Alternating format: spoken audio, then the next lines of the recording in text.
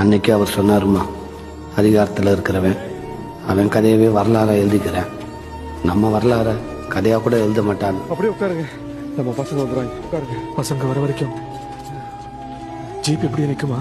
அவர் சொன்ன மாதிரி இன்னைக்கு வரைக்கும் தரப்புல இருந்து பெருமாள் தோழரோட மரணத்தை பற்றி எந்த அறிவிப்பும் கொடுக்கல.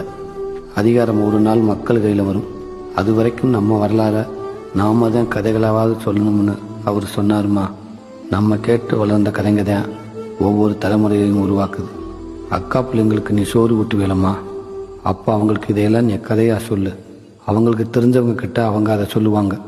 நம்ம வரலாறை நம்மளே எழுதுகிற வரைக்கும் நம்ம கதைகளாவது சொல்லிக்கிட்டே இருக்கணுமா. கையில் கடைசியாக இருக்கிற பணத்தை உனக்கு மணி ஆர்டர் பண்ணியிருக்கேன், உடம்ப பார்த்துக்க, நேரத்துக்கு சாப்பிடு. இதுக்கப்புறம் நான் உன்னை வந்து பார்க்கலன்னா, என்கிட்ட இருந்து கடிதாசி தகவல் வரலன்னா, உன் பிள்ளை கஷ்டப்படுற யாரோ சில